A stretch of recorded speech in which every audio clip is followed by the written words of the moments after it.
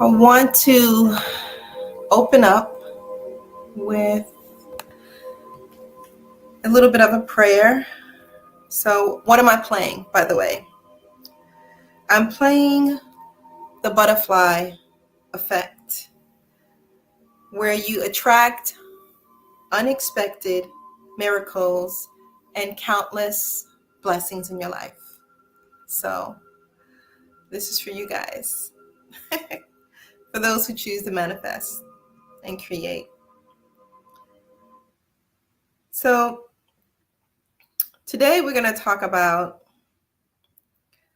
things that are happening around us and what's going on and how it's going to affect us as a group, as a community, as an individual, all of that good stuff.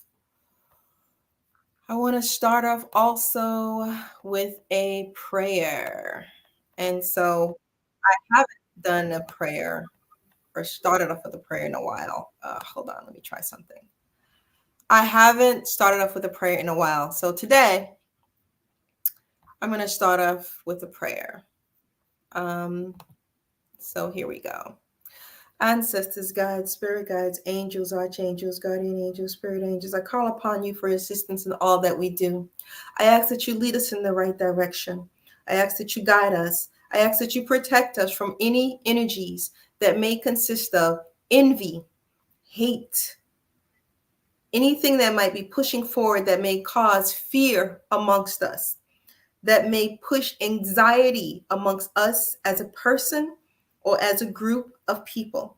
I ask that you put forth all of the positive things that are going to come into our lives, that you bless us with abundance, love, and vibrant, exuberant finances and health, and all of the good things that are come to us, affecting the butterfly effect.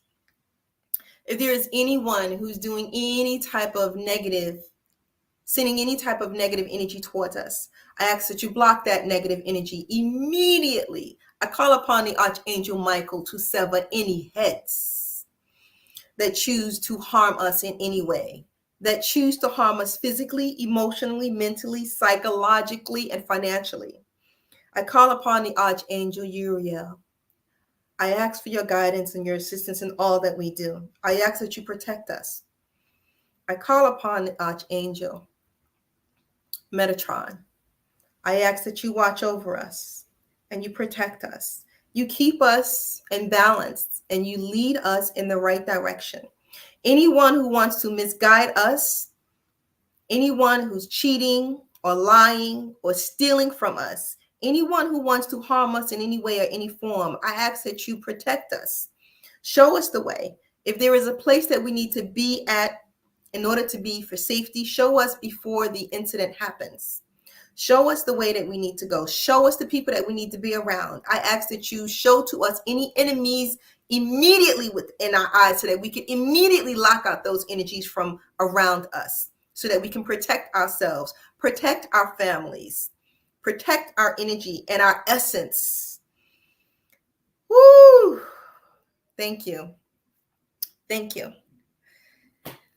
All right, y'all. I pray, but I haven't prayed on the channel in a while. So I just wanted to do that. And we're just going to make sure you guys, what am I burning? A little bit of sage, a little bit of cedar wood, frankincense, and myrrh for you guys. Send you guys some positive energy, some love. So there you go. We got some things happening over here. Some announcements I can make, and then other ones I'm not at liberty to speak about right now. So I guess you guys will just have to wait until I can speak about some of those things. So tonight, I'm going to be speaking about what's coming towards you, what you may or may not see, what you may or may not know. And so, honestly, it's so much. This is why I decided to do a part 1, because it's a lot to discuss and it's a lot to speak about. So I'm going to speak about the first thing, which is there's levels to this game. There's levels to the trickery. There's levels in life. There's just a lot for us to learn and to grow by.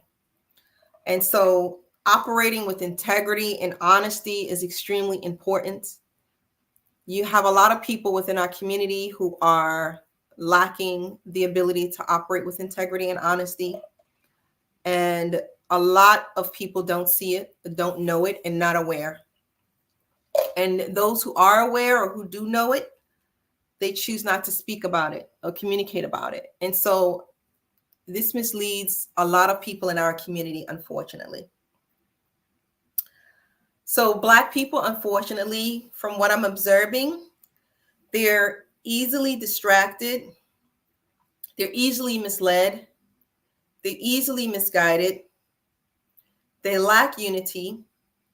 They don't support each other, but they can support the wrong things or the wrong people.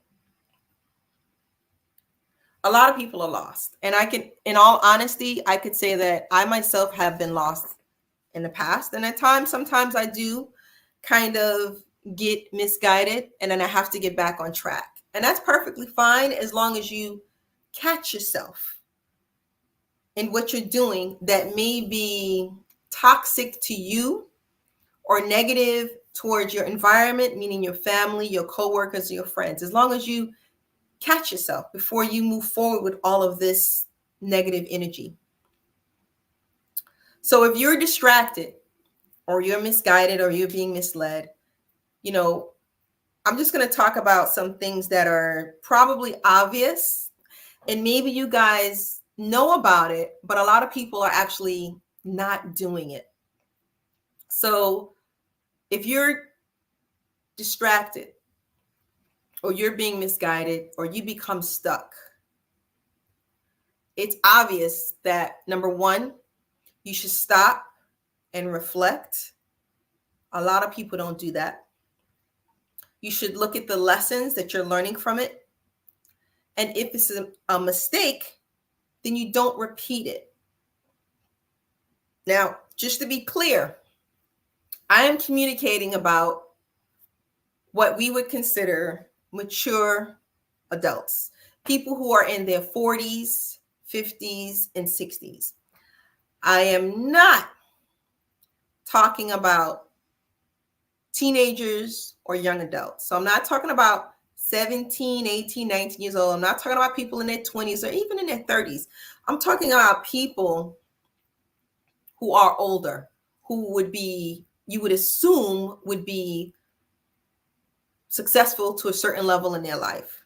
And this is based on what I've been observing and what I've been experiencing actually, and what I'm seeing. So why am I speaking about grown adults who are in their 40s, 50s, and 60s? It's because they're old enough to know better. You would assume that they have it all together. You would expect more from them.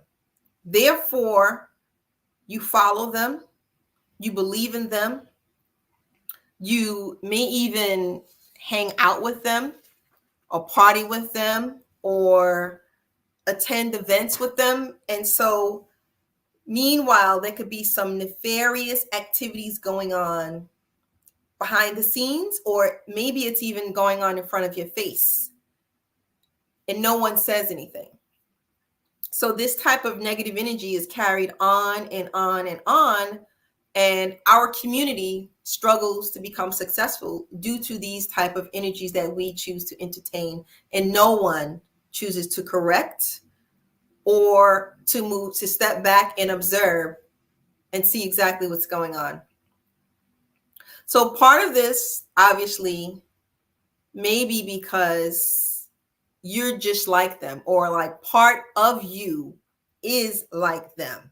So sometimes we're attracted to things that are negative, that is not healthy and not good for us, but we still kind of do it, even though it's not good. And we're failing to recognize that within ourselves, Therefore, we're failing to heal that within ourselves. Therefore, we don't become successful.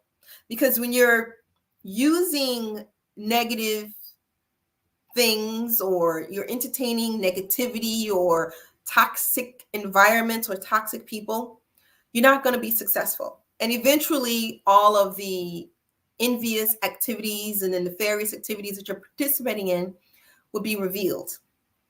And at that point, you'd have to sit back and say to yourself, well, what role did I play in this situation? And why am I doing this? Why am I this way? Why am I being mean to my coworker? Or if I'm a supervisor or manager, why am I being mean to this person? Why am I beating or cheating on my lover? Why am I lying to them? Why am I neglecting my children?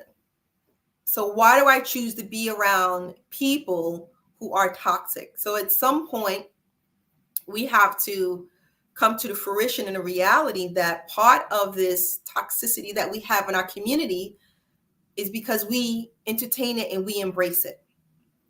And we observe it and we say nothing about it. So maybe so there's levels to it, right? So maybe you are less aware of this toxicity. And so at that point, you're like, okay, I'm not really aware of it. But maybe you're slightly more aware of it. And even though you're a little bit more aware, you still entertain it.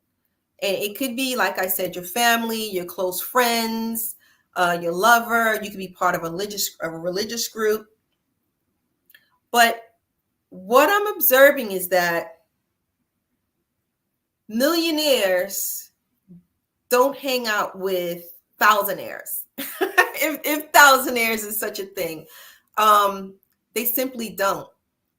And you don't see higher level spiritual practitioners chilling with low vibrational individuals.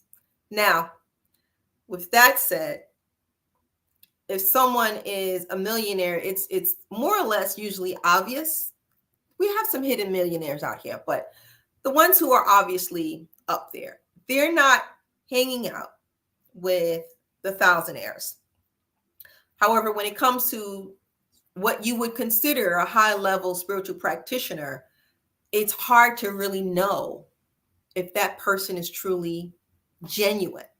So you would have to be around these people to really know what's going on, because a lot of people are not practicing what they preach. A lot of people in our community are outright mean and malicious for no reason. And the part of that is because of their childhood.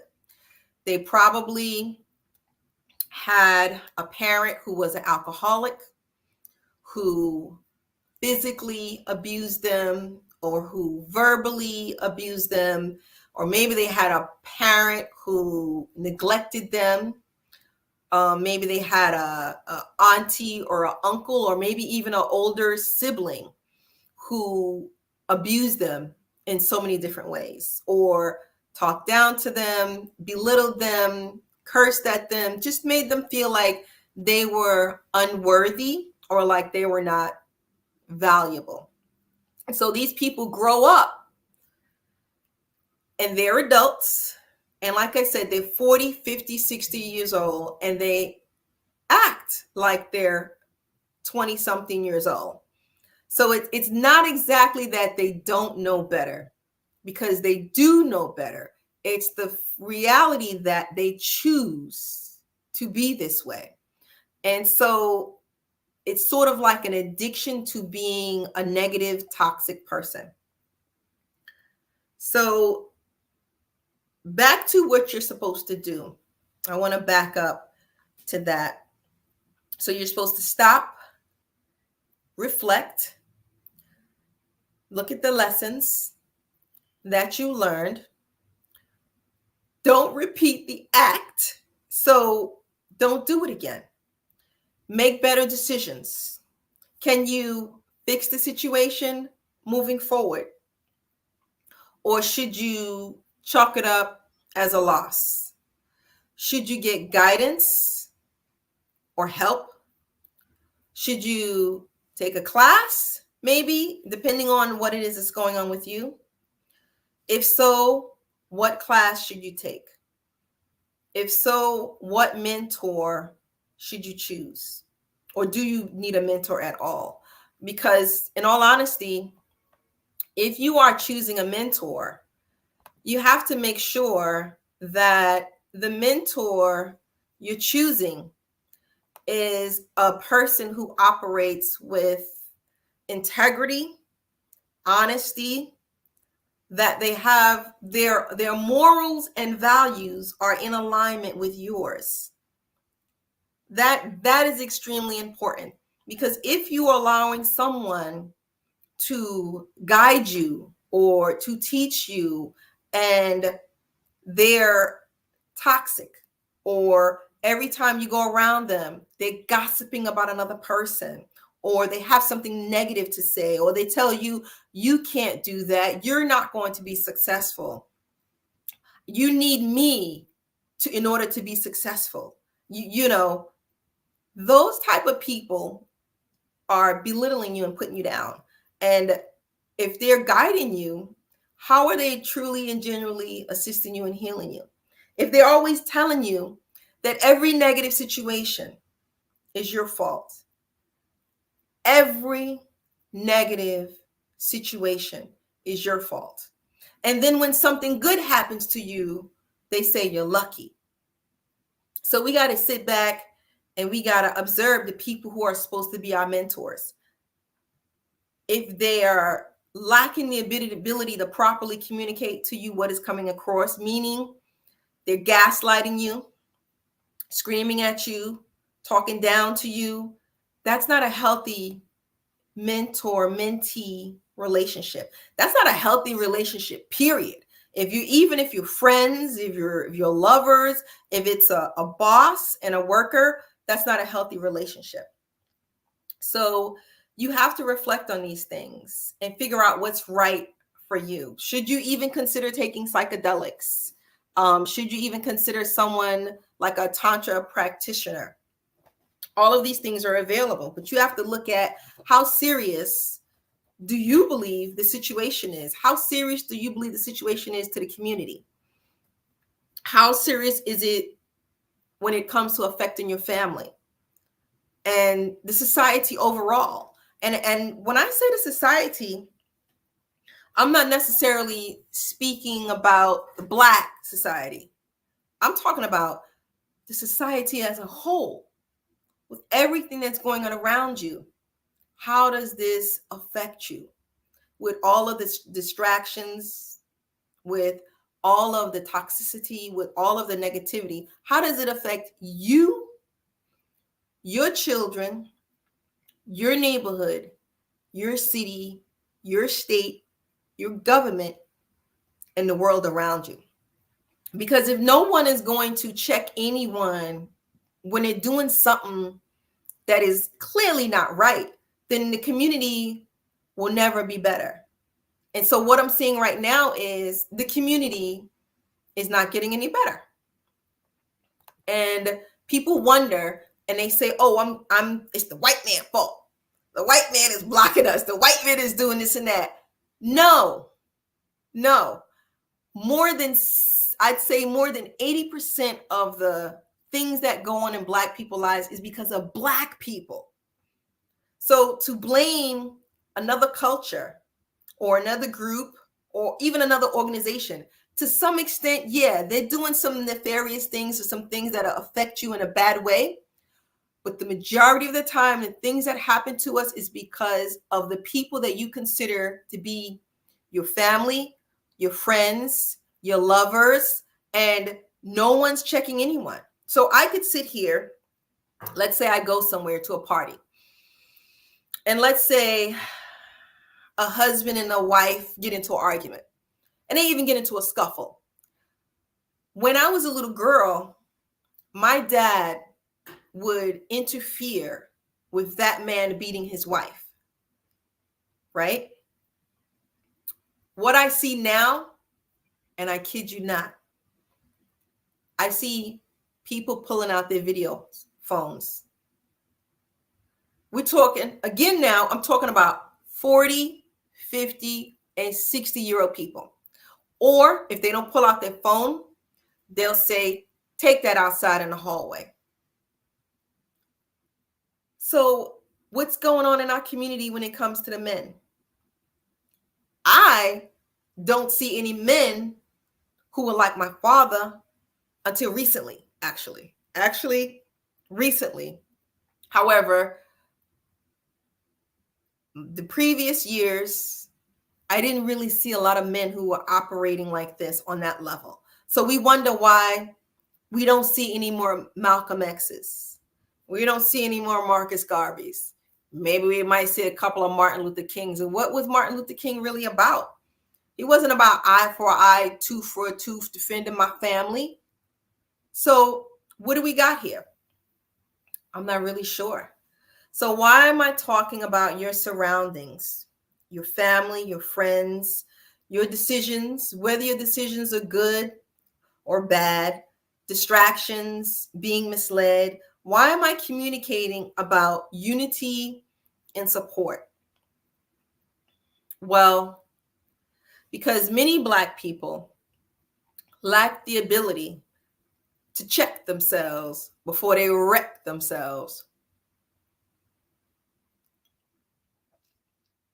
Yeah, that old phrase, check yourself before you wreck yourself. Black people don't do it. What the majority of the Black people do is repeat the same mistakes and wonder why they're not successful. They maintain the same toxic ways and wonder why they're not experiencing any growth. Nothing is changing for them. And so they fail to look at the situation. They fail to look at their friends. They fail to look at their environment, their family, their coworkers. At least 80% of Black people are unsuccessful in life. 10%, so that's 80% that is unsuccessful. 10% don't give a damn. They just don't care. They don't have any desires, any goals, any aspirations. They don't care. The other 10% is making it happen. They're making moves. They're successful. They're doing things that they need to do. They're on the right track. They're focused. They're accomplishing goals and missions, and they're on a mission. So the reason I mentioned who are you around? Your lovers, your family, your friends, even your religious groups, your spiritual groups. It's because if you lack the ability to check yourself, which a lot of Black people do, then someone should be in sight and in line to pull your coattail and let you know you're messing up. But if no one's going to do that, then the community continues to fall. So you're not going to check yourself, and the people around you are not going to check you. And then you continue to fall. You continue to be successful. You continue to fail. And so whose fault is that? That's at that point, that ain't the white man's fault. It's not the white man's fault why you're not successful. That's you, and that's the community you choose to be around. So I am part of the healing community, and that is the only community that I'm part of. I'm part of a community that is interested in healing people around them. And this community, we don't really entertain people who are toxic, envious, gossiping, malicious, lying, cheating. Like, it's more of a supportive, loving community where we rock with one another. Because if I'm in the room with you and all you do the majority of the conversation is talk about him or her, where are we going here with this conversation? We're not accomplishing anything other than spreading negativity about him or her. So how do I benefit from talking about someone? And I have to look at you, because if that's the conversation you choose to carry, then what's going on with you and your energy? And I'm following you because I believe in my mind that you're successful. I believe in my mind that you're going someplace, when in actuality, you're not going anywhere. And you're not going to lead anyone around you anywhere. What's happening is that we're all becoming followers, and not many of us are becoming leaders. And this is designed to distract you on your purpose. Because if everyone is following a small group of people, how are you going to be successful if they're not encouraging you to grow, to do better, and to do your own thing? When you set your intentions, you activate the energy. If you never set intentions, you never activate the energy. If you never activate the energy, you're never going to be successful in anything. So someone should have some type of insight or integrity to pull your coattail and let you know when you're messing up. Let you know when you're out of line. Let you know when you're doing something that is inappropriate within the community. Let you know when you're bullying someone and it's not wrong. Say something. Let you know when you're operating without integrity and honesty. They should be able to call you on it without being fearful of the response. Oh my God, if I say anything, I'm not going to be in this group anymore. Oh my God, if I say anything, I won't be accepted anymore. Oh my God, if I say anything, no one won't like me anymore. And so what happens is the community never rises up. The Black community never rises up. And so you see some Black people rising up and becoming successful. What's happening is that they're not rocking with the Black community,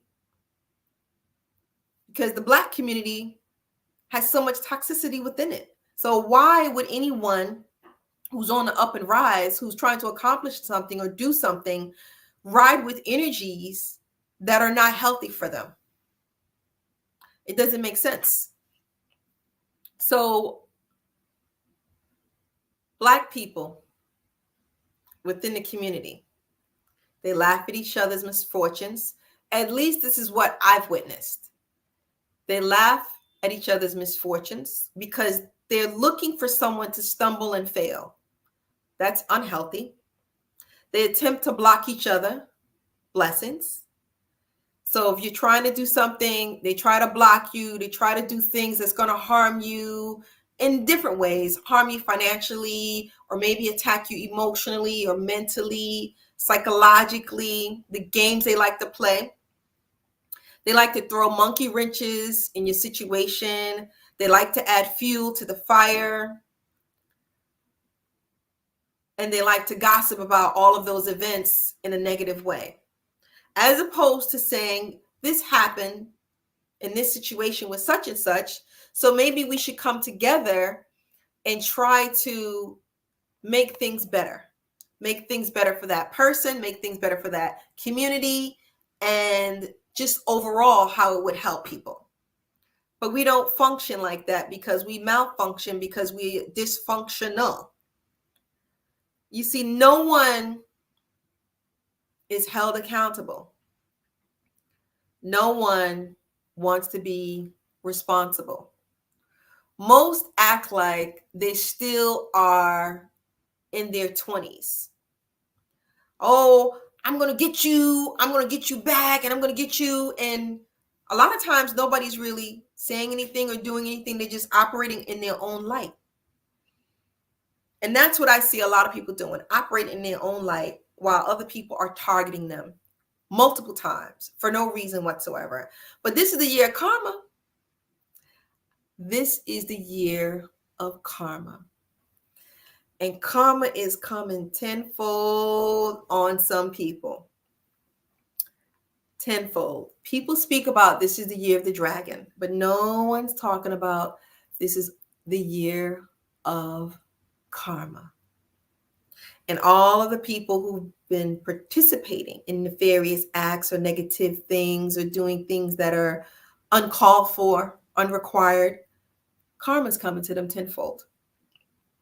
So while everyone sees all the chaos and the mayhem going around, they act like they're watching a movie at times because it may seem a bit entertaining, or they may embrace the mentality, it's not my problem, but it's good gossip. This doesn't affect me. It's none of my business. I ain't gonna say nothing. I don't want that person to curse me out. I don't want to feel the wrath of that person. So what do? We continue to fail as a community.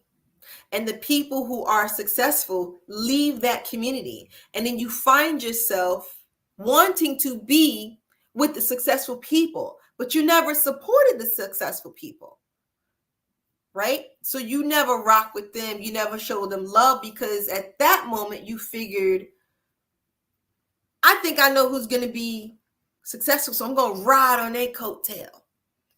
I'm going to rock with them. And then it's just a matter of time before you see actually what you're working with. And you discover, shit, I'm rocking with the wrong one.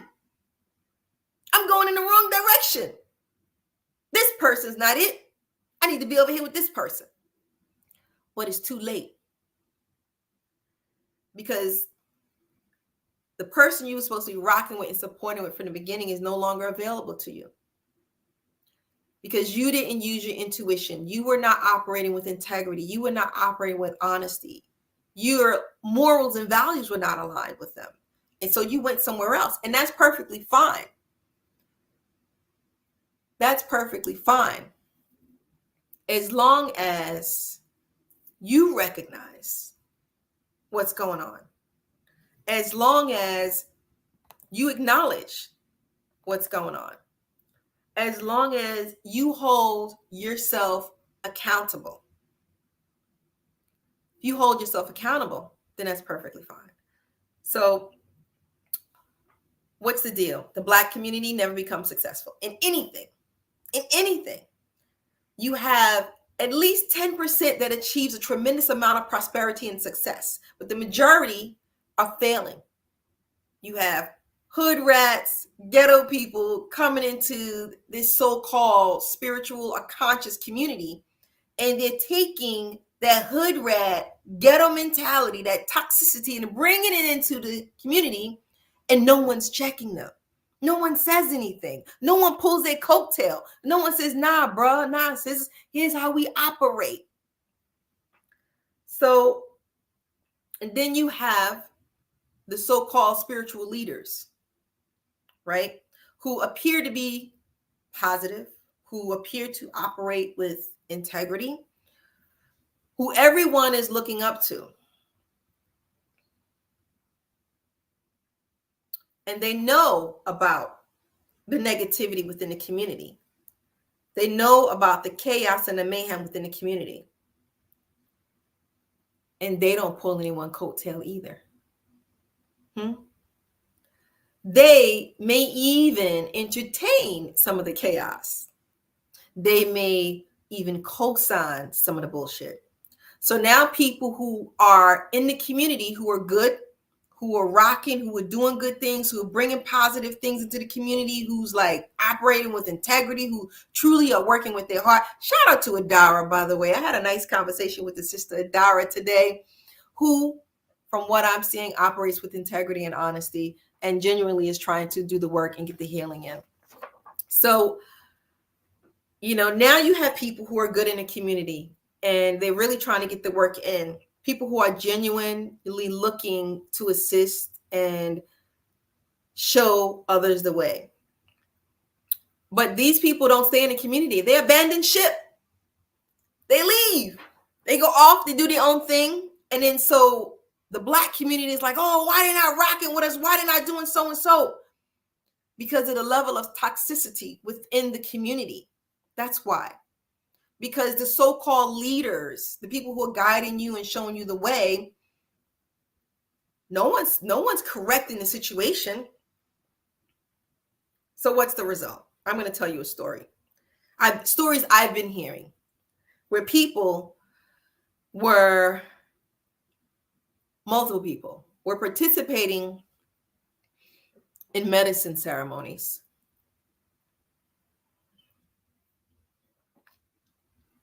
At these medicine ceremonies,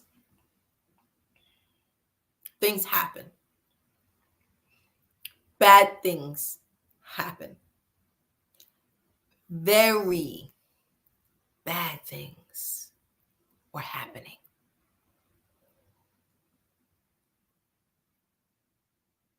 Certain people who were considered powerful knew. And at that point, I thought, well, we don't have to blast them out, right, to the world. We can just pull their coattail and say, hey, this is going on. Maybe we should move forward a different way. We need to resolve this issue because this is unhealthy for the community. You would expect that, right? But no. These stories were pushed forward as gossip. So it was spread from one group to the next group or one person to the next person and gossip. These stories are bad. There's nothing good about these stories. What it does is it brings negativity to anybody who chooses to take the medicine in the future. That's all that it does. And so you have to say again,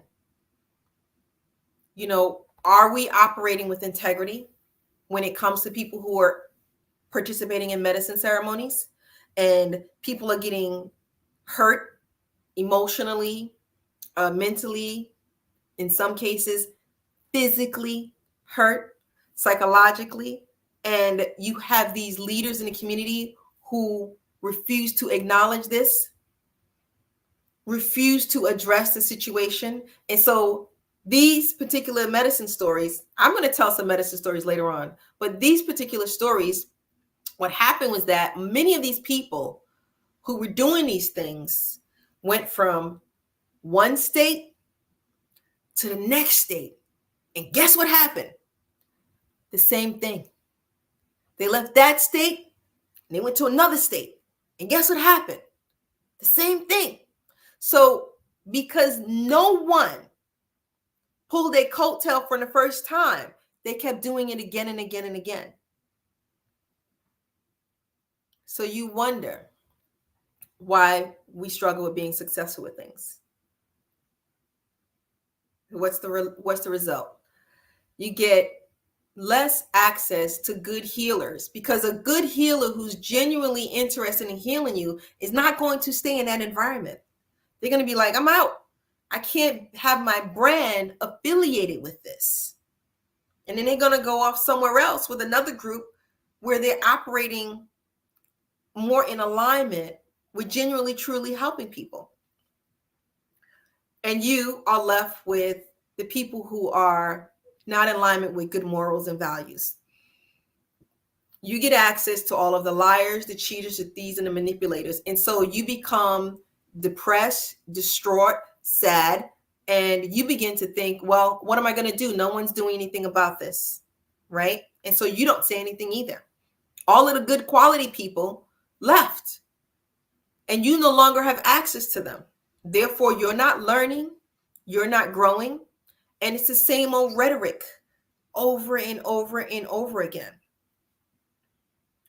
So, but one thing that I have to say that I did notice, and like I said, I'm not talking about, I would kind of expect, if you're 20 something years old. No one's expecting you to know how to operate in this world, in this thing that we call the universe, or this place that we call Earth, because you're still learning. But if you're 40, 50, or 60 years old, yeah, I wouldn't expect you to act like you're in your 20s. So who's holding the Black community back? Don't tell me the white man. I don't want to hear that. I don't want to hear the white man is holding you back, because you're holding yourself back. The people you're around is the one who's holding you back. You know, if you're entertaining abusive relationships, if you're out here stealing money, if you're jealous or envious of someone, if you are homeless, if you are broke, you can't manage your finances, if you are argumentative and hostile, if you are losing a very good friend, or you lose a good partner or a good lover, if you're lying, cheating, or stealing,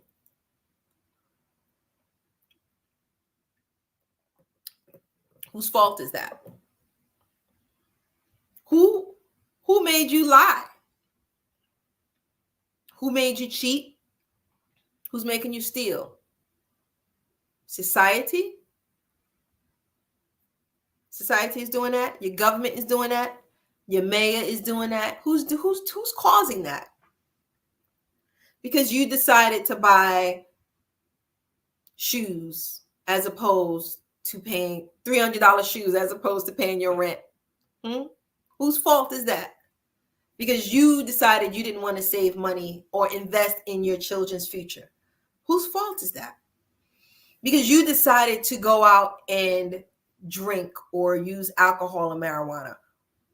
That was you making that decision, because you decided to lie or be envious or jealous of someone or do something that was manipulative to someone. You're making all these decisions. No one's forcing you to do this. And yeah, we talk about to the level of intellect and our mind control and all these other things. The bottom line is you have the power. You have control of your mind. Of course, there's little things that's out here that might affect you. But at some point, you have to acknowledge what role you're playing in this situation. So what's happening? Why are you failing? Why are we failing as a people? Why are we failing as a group? Why are we not successful? Why don't we hold ourselves accountable? When we do something that is nefarious or hurts the community, why don't we hold ourselves accountable? Why are we not responsible for the things that we do that hurt ourselves, hurt others, cause us to lose our jobs to some extent? A lot of it also has to do with the type of leaders that we choose to follow, and that we choose to ignore the toxicity within those leaders. But the bottom line is, you're making these decisions. You're in control of all these decisions. You're in control of your life. Yeah, the market might crash, right? The dollar might crash, right? You could lose your job. You could lose your car. You could lose your apartment. You could lose your home. But the question is, could you have done some things to avoid those? You could get sick. Could you have done some things to avoid those? Who's blocking you from learning? Who's blocking you from educating yourself? Right now with social media, it is an overload. It's information overload out here. So what's your excuse? So this is why I wanted to start off with this particular topic. Why the Black community is failing. So we can talk about some of the outside forces now, because they, of course, we're not going to ignore or act like there are no outside forces. There are outside forces affecting us. There's always going to be outside forces affecting us. However, you have the Black community here in this circle here, right? And then on the outside, you have the outside forces, right? These outside forces affect your livelihood, they affect your children, they affect your jobs, they affect your money, they affect your health, they affect your psyche, your mental health. They affect your homes, they affect your clothes, they even affect your hair, your body, they affect the food that you eat, they affect the water that you drink.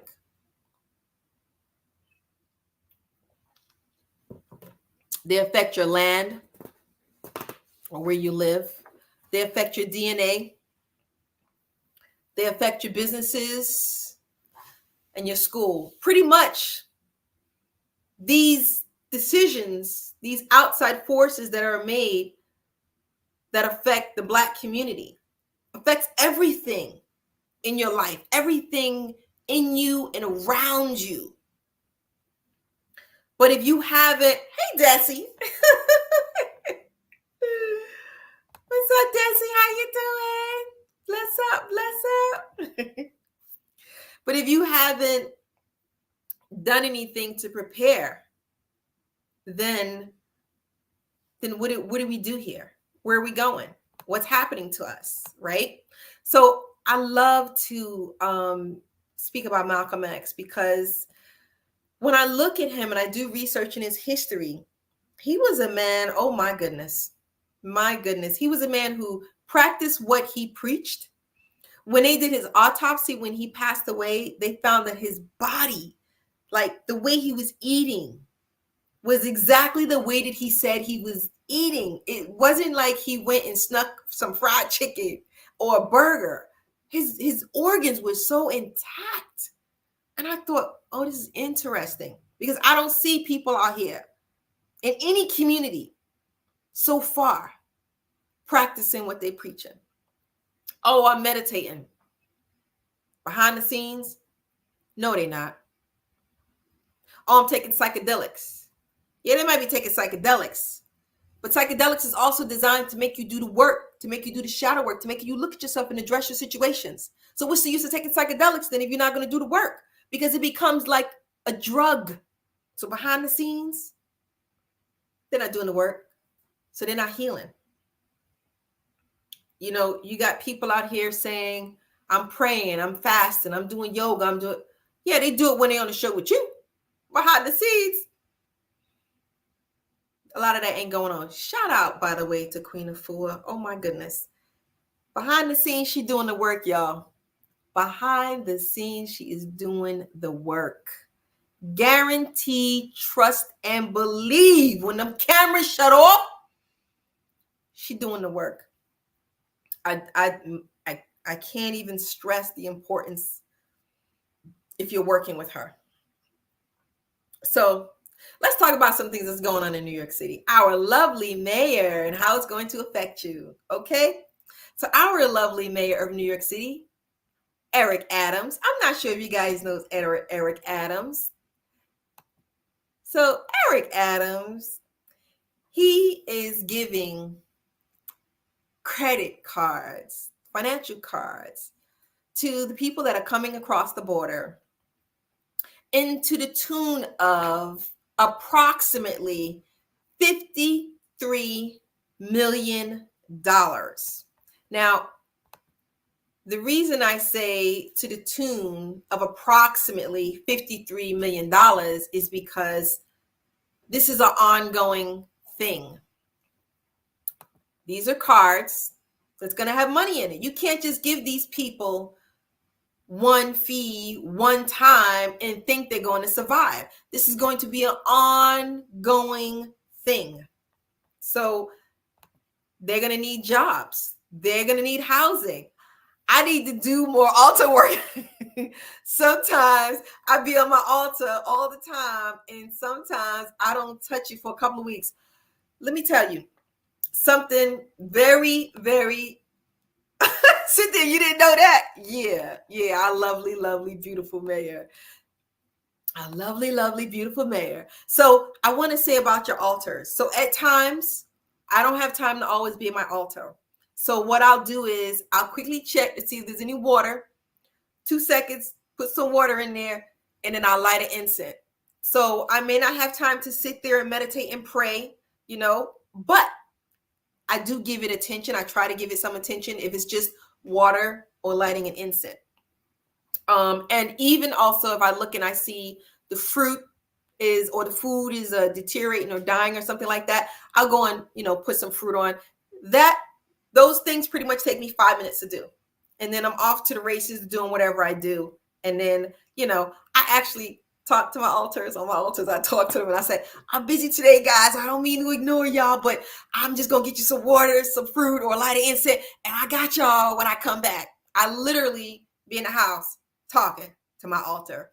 Yeah, I know I look crazy, but hey, I got to do what I got to do because I know they hear me. I know they're there because they let me know that they hear me and they guide me. So, or I might even add light some ancestor money, or I'll light a gold bar or something like that for them. But I make sure I try to do something, and if I miss a day for whatever reason, then I'll promise that I'll catch up on the next day. So there may be 2 or 3 incense or some special fruit that I know they like, or, just something extra I'll add because I know I might have missed them or whatever. So our lovely mayor, yes, $53 million. So could this money be utilized for something else for New Yorkers, or, I don't know. That's not the decision that was made.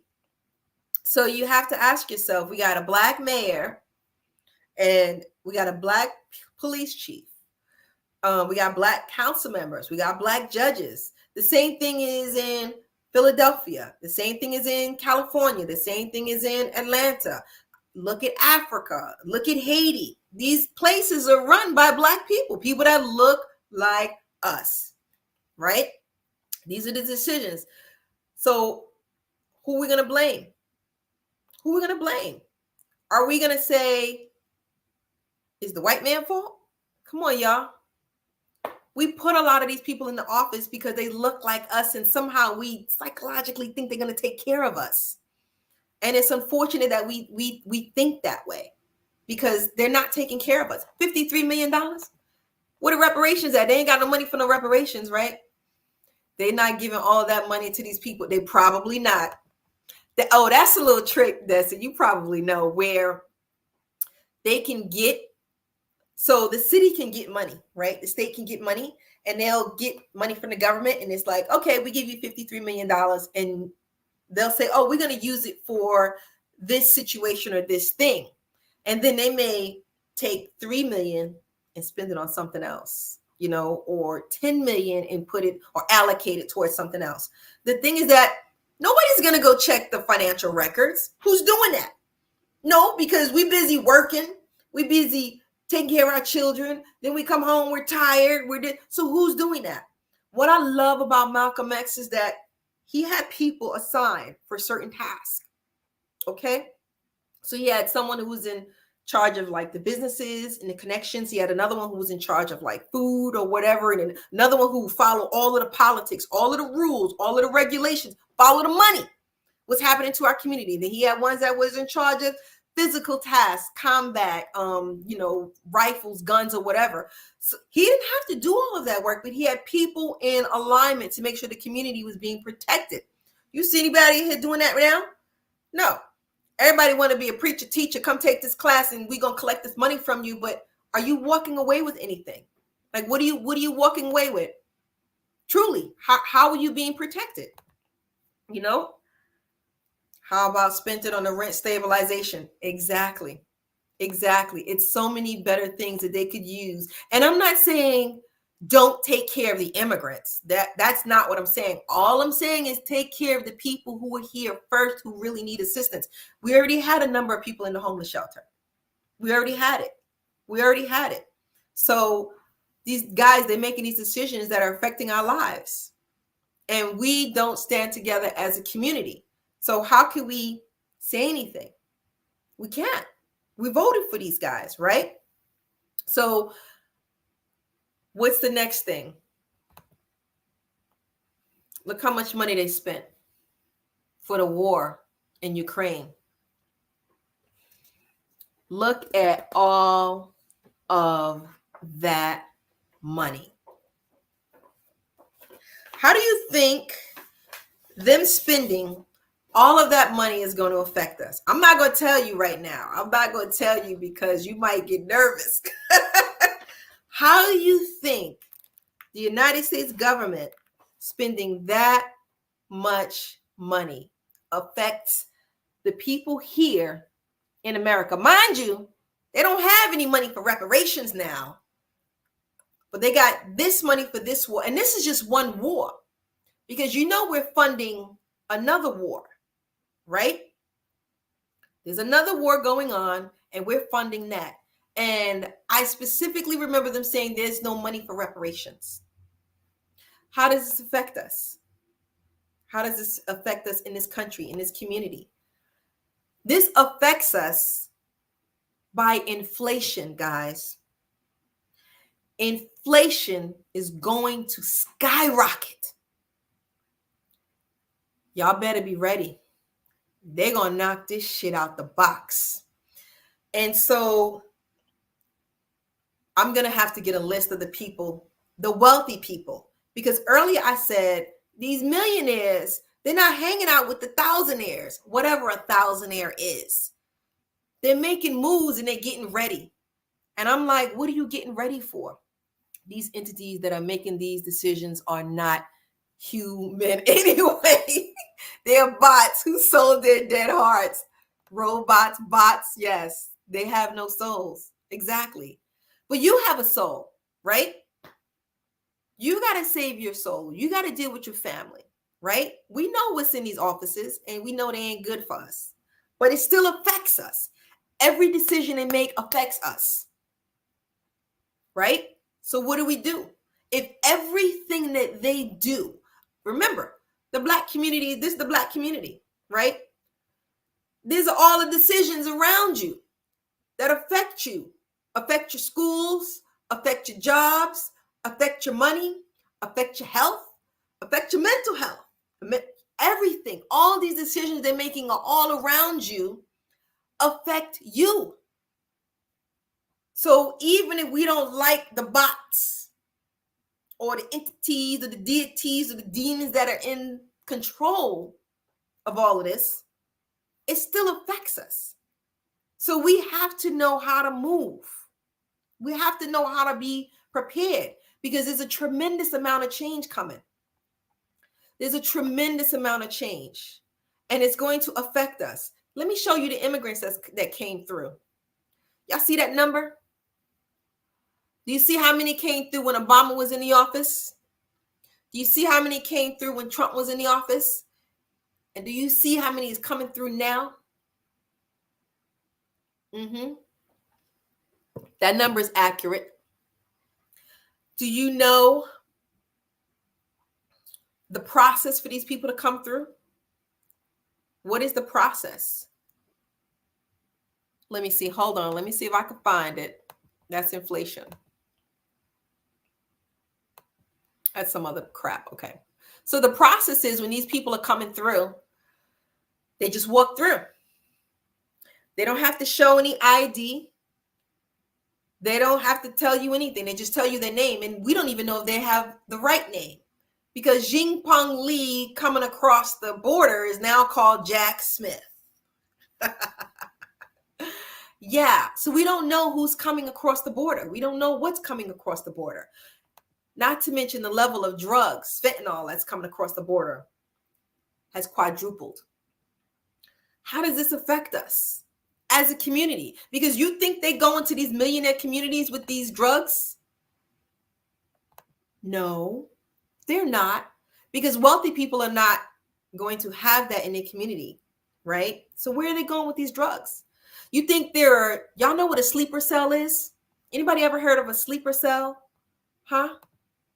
What's a sleeper cell? What's a sleeper cell?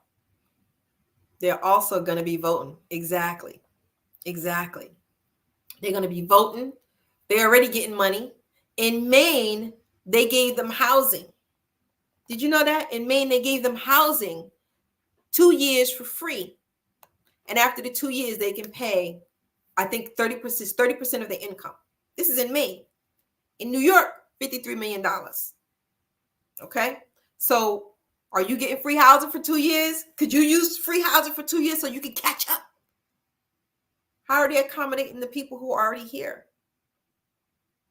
So back to the question. Do y'all know what a sleeper cell is? Do you think any sleeper cells are coming across over here? No. No sleeper cells are coming through. We wouldn't say anything like that. They're chipped individuals who are waiting on their zap to cause chaos. They something. They plants, they moles, sleeper cells ready to activate, deactivate, right? They're coming in by the droves. They're coming in this is millions of people coming through. No background check, no criminal check, no history check, no social security number, no real name, no fingerprints, nothing. What's going on here? That combined with inflation. So who does inflation affect the most? When the United States measures inflation, what do they leave out? Okay. Yeah, exactly. So inflation affects the middle class, right? And it also affects the poor. It don't affect wealthy people, guys. It doesn't really affect them. Not the way that it affects regular people. And when I say regular people, I'm talking about middle class and poor. When you see in the news, they're talking about, oh, inflation is up, inflation is down. Guess what they don't count when they're calculating the inflation? The two most important things in your life that affect you on a daily basis, they don't calculate that into inflation. They don't calculate food. The cost of food is not calculated in inflation. And does that make sense to you? No. The cost of gas is not calculated in inflation.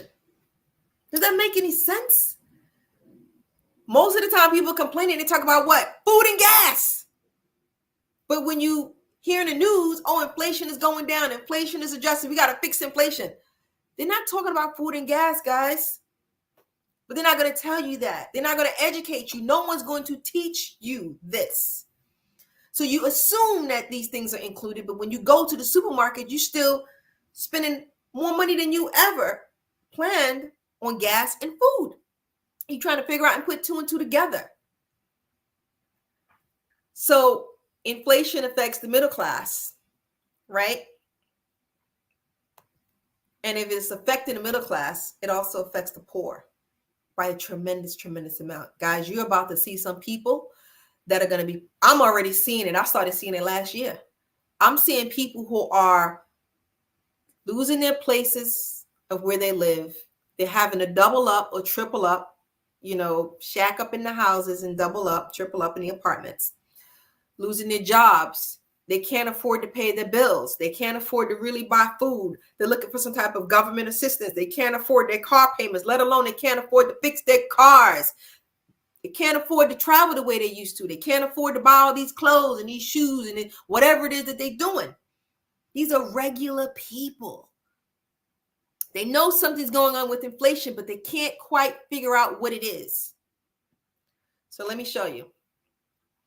These are things the middle class won't be able to afford in 5 years. This is 5 years, guys. This is what's coming. And we're talking about the middle class. We're not talking about the poor. They're not going to be able to afford health care. They're not going to be able to afford a vacation. They're not going to be able to afford a new car. They damn sure ain't going to be able to buy a house or a piece of real estate. They're not going to be able to afford private school. They're not going to be able to retire. And they're not going to be able to find a safe investment or have savings. Number 7, guys, is so important. They're not going to be able to have a safe investment or savings. What does inflation do? It kills your savings. It kills your savings. What are these wealthy people doing right now, guys? They're moving their money. Every time you turn on the news, you hear some singer or R&B singer or rapper sold their what is it called? The record portfolio. What is it? Like a record label or something where their music is attached. They're selling it. So you got to be like, well, why would they sell? Oh, catalog. That's what they call it. They're selling a catalog. And so you think, oh, this is so stupid. They're selling a catalog, right? Then you hear Elon Musk sold a tremendous amount of shares in his stock within Tesla. What's the guy that runs Facebook or Meta? He's another one. Sold a tremendous amount of shares. What are they doing, guys? Why is everybody trying to get their hands on some cash? Is something coming that we need to know about? Are we paying attention? Why do they need to cash out? Are they transferring their money to another place where they feel it's safer to have that money there? Something's going on, right? And we're not paying attention because we're distracted with all this other stuff. So you got powerful people who are making all these decisions about you and how it affects you. You got a tremendous amount of change that's coming. You got these planets moving around that are sending you signals and signs as to what's coming. Yeah, we have warning signs. You have people who have abilities who are warning you, and a lot of us are not really clear as to what's coming. So I wanted to show you guys these photos and things was going on because it may not be clear, and we got to put two and two together. When you see things like this happening with the money, you got to think, how does this affect us? When you see all these people coming through to this country like this, how is this going to affect us? What's going on with inflation? How is this going to affect us? Like, if this is the middle class that can't do this, what the hell is going to happen to the poor? What's going to happen to the poor? I know poor people who be taking little vacations. They just go on to the beach. They could afford a flight to from maybe New York to Florida is like $300 round trip. Get a hotel the weekend or whatever. People are not even going to be able to afford that due to inflation. And so we don't see it. We can't calculate it. And the government and the news is not really going to talk about it because they're waiting for the election to be over. When that election is over, all hell is going to break loose, guys. All hell is going to break loose. And so the question is, are we ready? So if our leaders are not going to do anything for us, then we need to do it, right? So what else do we have that is coming up, right? Let me show y'all. Do you guys watch what's going on with NATO? Huh? Did you know that they launched, and I believe they already launched it. So it's Steadfast Defender. It already kicked off and it will run through to May 2024. It's a military exercise, the largest NATO exercise in decades. I repeat, the largest NATO exercise in decades is taking place right now as we speak. Transatlantic demonstration of unity.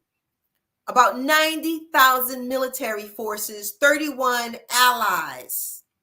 Oh, what are they doing? We're going to demonstrate NATO's ability to defend every inch of its territory and the commitment by NATO allies to protect each other from any threat. They're showing unity, strength to defend and protect each other, and the values they hold as one. This demonstration already started, guys. Did you know this? What's next?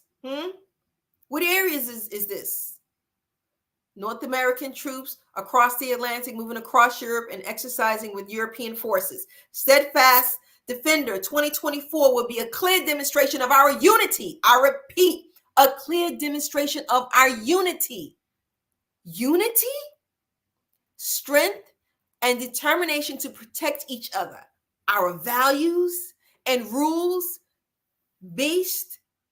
international order. What the hell is going on? And who's paying attention?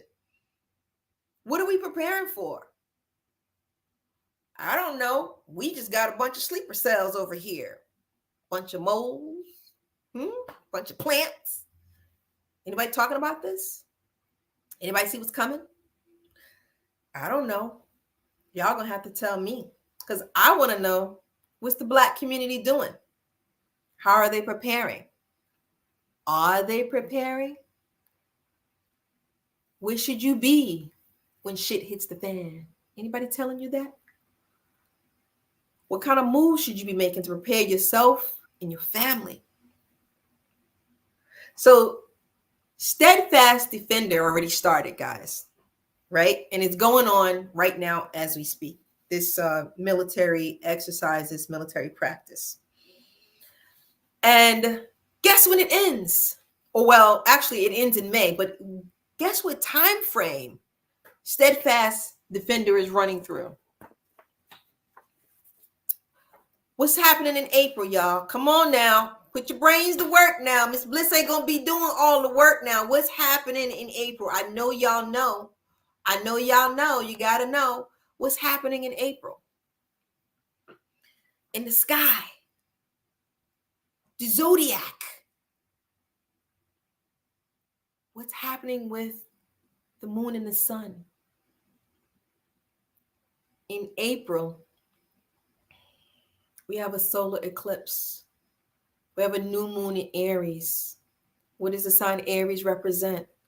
War, battle, burning shit up, not giving a damn, setting ablaze and walking away. So Steadfast Defender is going to run from now straight on through May, but it's got to get through April first. Yeah. We already got 2 wars going on. I don't know. What do I know? Maybe I'm just looking too hard at things. Maybe I'm too analytical. I don't know. But it doesn't exactly sound good to me. Maybe it sounds good to you guys. Maybe you feel like, you know what? Steadfast is operating in unity. The Black community is not. Steadfast is operating with the same values. What's our values? What's our morals? Are we in alignment just like Steadfast? 90,000 military forces, 31 allies, countries. I think they said also including Sweden.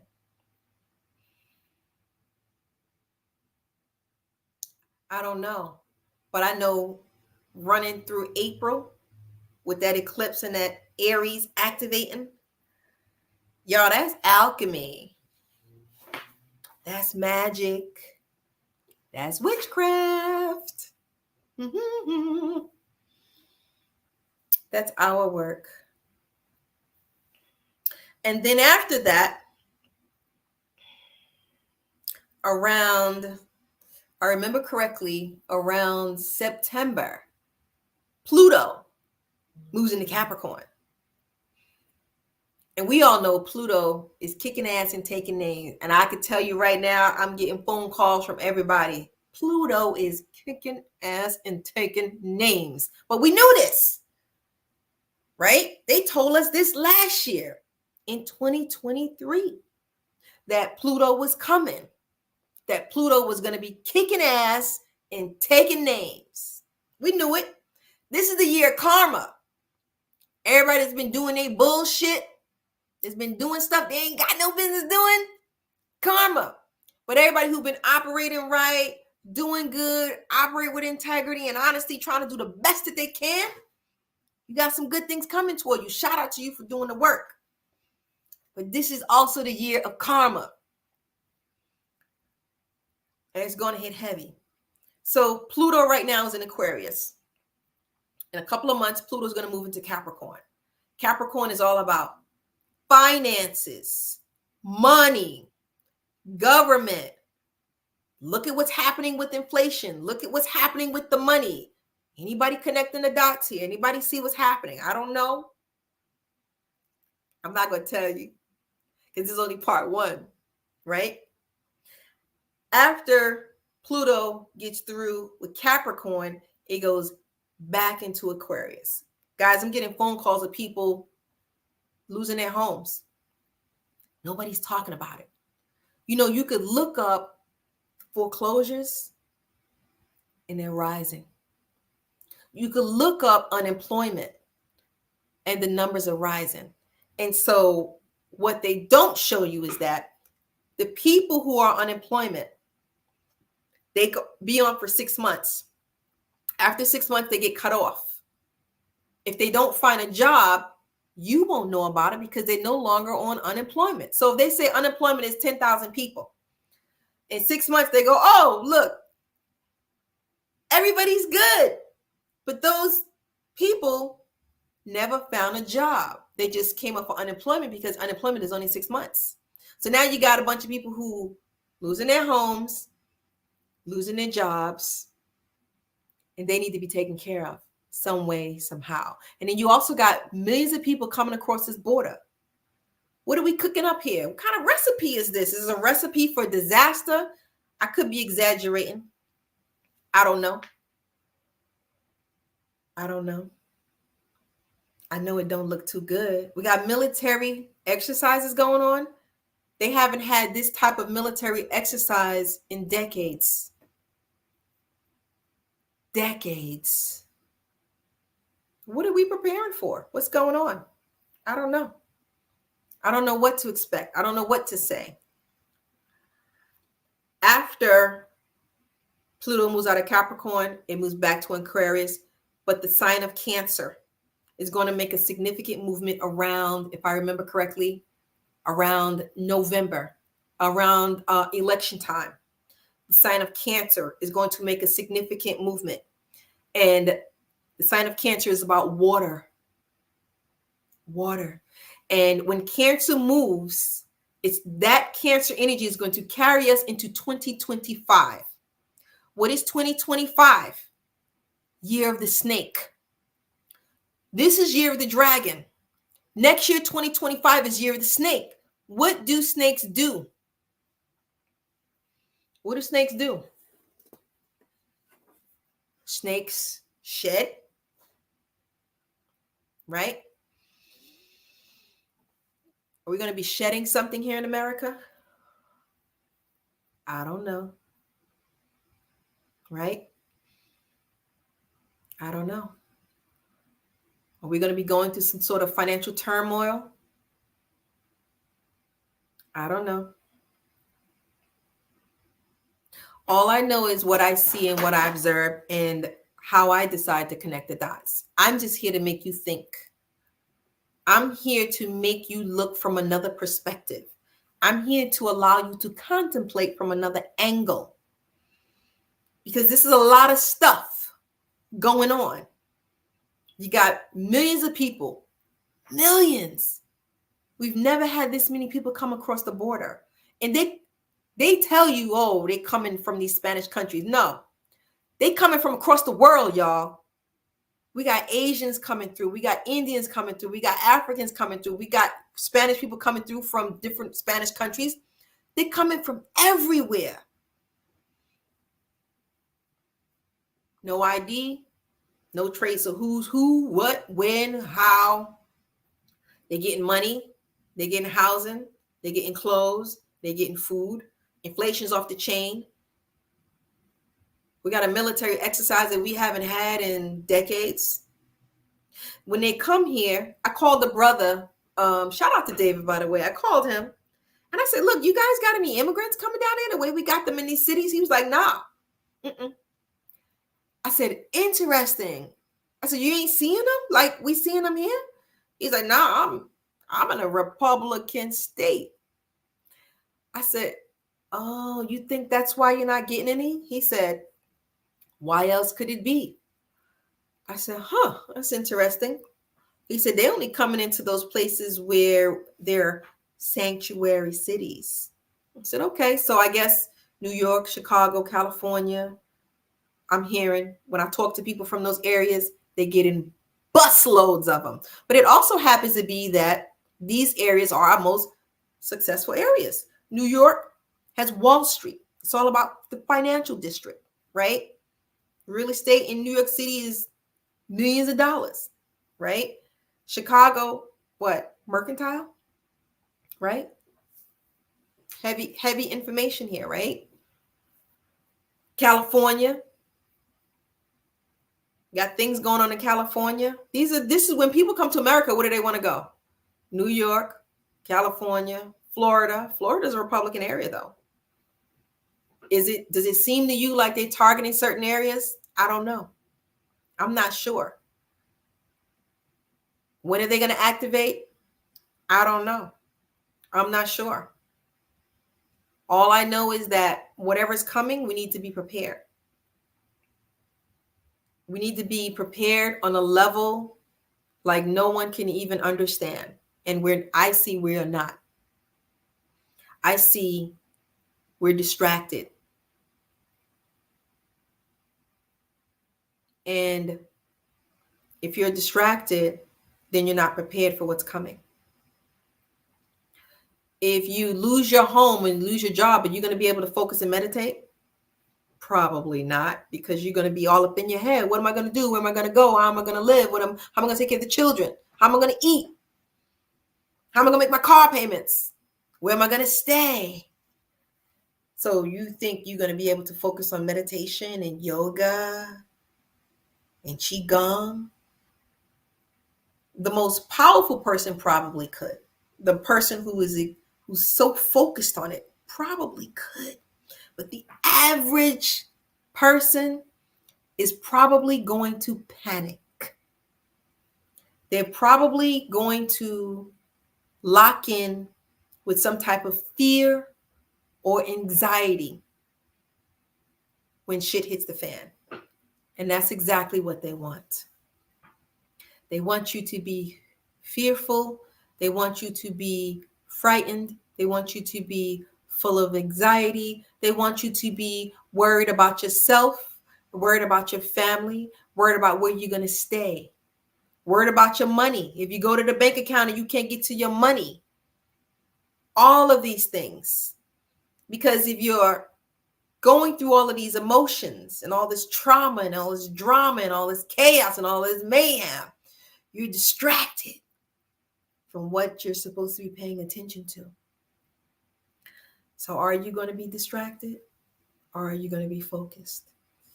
Are you going to be calm or are you going to be chaotic?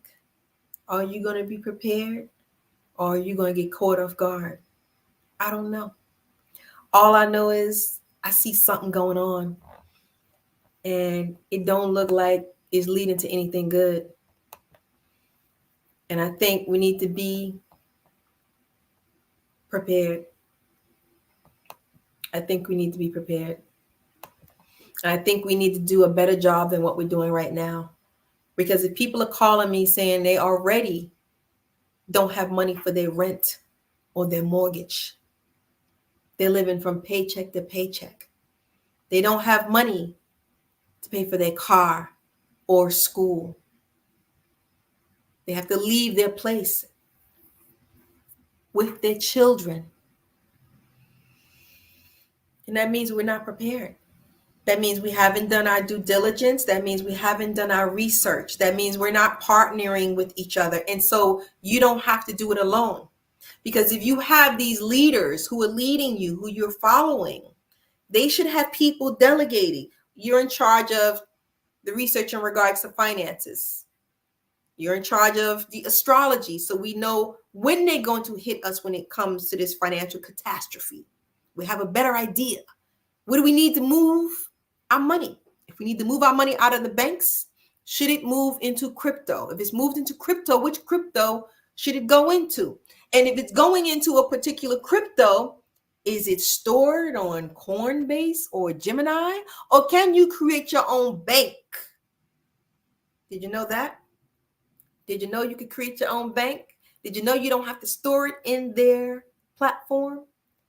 Who's doing the research for you? Who's showing you? Who's guiding you? If these multi-millionaire stars and superstars are cashing in left and right, these big executives and owner of all these multi-billion-dollar companies are cashing in, where are they putting their money at? Are they purchasing hard assets? The Great Depression in the 1930s, people were moving money the same way. When you study history, they're moving money the same way. The signs are already there for you. Hard assets. What's a hard asset? What's a hard asset? A hard asset is something that they can't take from you. It's something that's physical. It's hard. It's there. It's tangible. It's touchable, so to speak.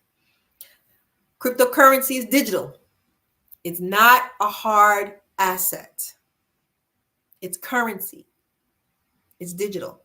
However, you can take that cryptocurrency and create your own bank, and you can walk anywhere in this world with it, and they can't touch it. Unless they decide to pass a law where you can't do that. Then, But then again, this is the Black community, and this is all the decisions made around them, right? So what are we going to do? We have to be prepared. We have to be prepared. We have to know how to move forward. And we can't have one person in charge of everything. If they're going to be messing with your food, where are the farms going to be? Who's chipping in for the farms? Who's going to work the farms? Who's going to man the farms? Who's going to make sure that the food is going to get to you and your family? If there's housing that is required, who's in charge of the housing? If there's an emergency, if you become homeless, if you lose your job, who's in charge of the housing? I don't see churches doing this. I don't see spiritual leaders doing this. I see a lot of entertainment going on. I see a lot of, oh, this is fun. Come take this class. But I don't see any Malcolm X rising up. When they going to rise up? Who's going to save you when shit hits the fan? Or are you going to just have to save yourself? Are you going to have to save your own family? Are you sitting down with your partner, your lover, your children, your aunts, your uncles, your cousins, your brothers, your sisters, your grandparents? Who's in charge of what?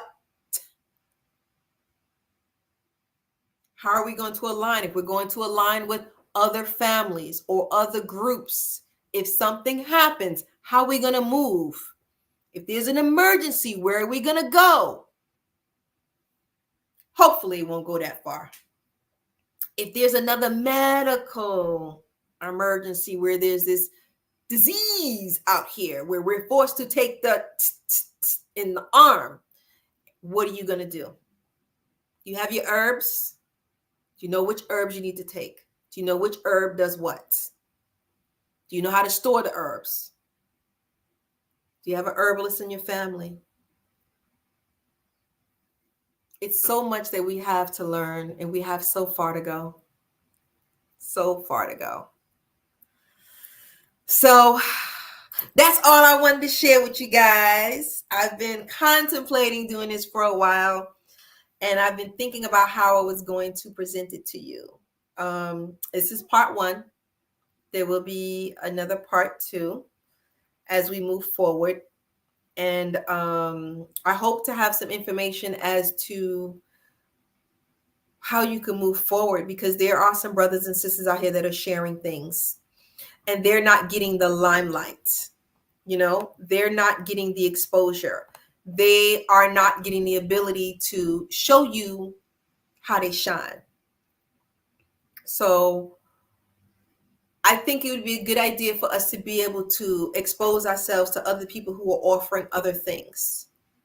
Because when you align yourself with just one person or one group, you're missing out on everything else. It's like saying, I believe the president of the United States is going to be the end all, be all, wonderful human being who's going to take care of us and never look at what's going on with the mayor of your city or the governor of your state or the police chief where you live at.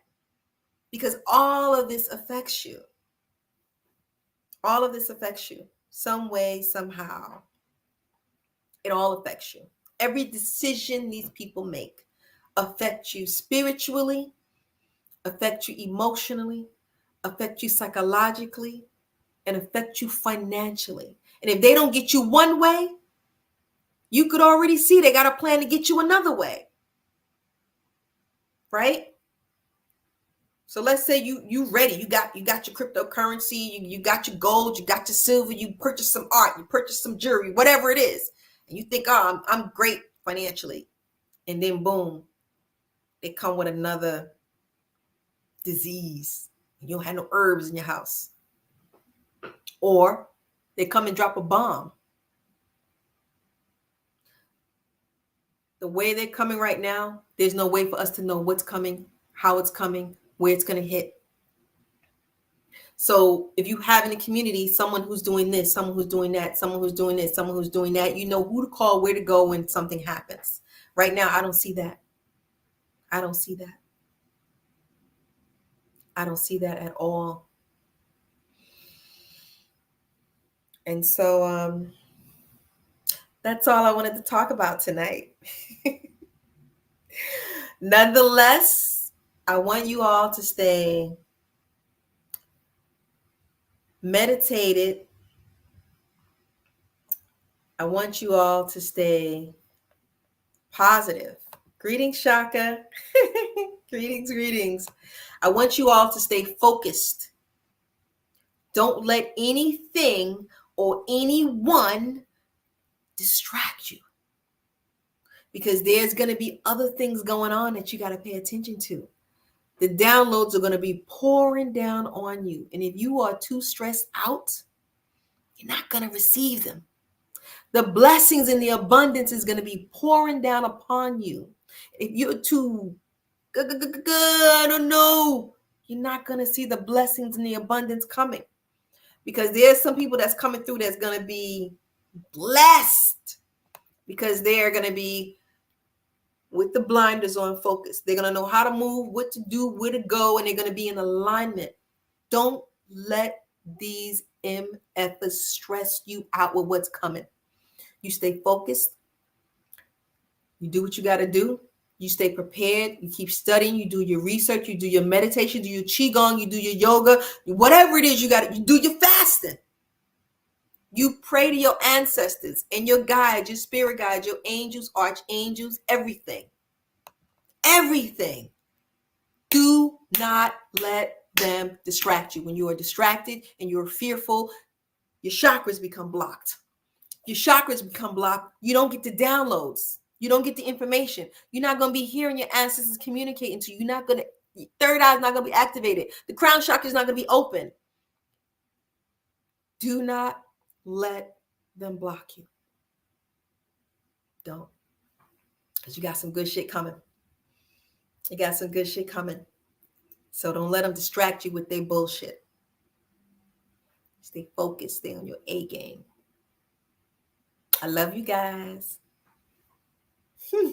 Shaka, what's up? What's up? Just remember, past, present, and future all exist simultaneously. It's about enjoying the journey. Ashe. Exactly.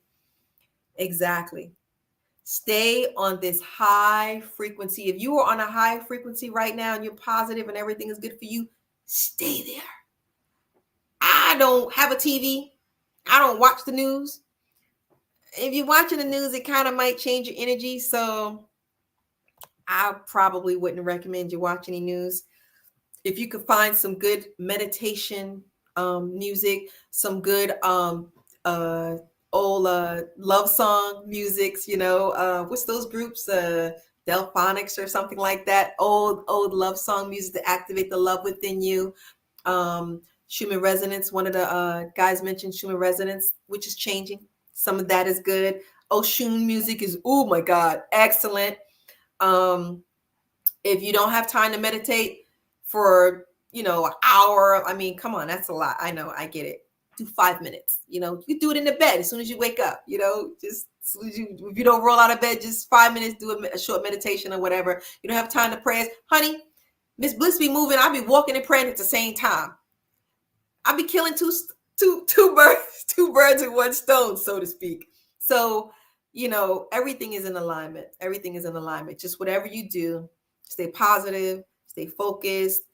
Try to, I know you need to watch the news, but try to, after that, sort of detox that. Get your sage, get your cedarwood, and detox that energy out and take the information in, analyze it, and don't get emotional over it. Because they get ready to make y'all emotional. Try not to get emotional over it. Try not to become fearful. Because some blessings are coming to some of y'all. Some abundance is coming to some of y'all, and you want to be in a position to receive it. You want to be able to hear your ancestors and your guides communicate to you. So stay in the light, lovely energy, guys. I love you. Have a beautiful night, guys. I love you. Take care.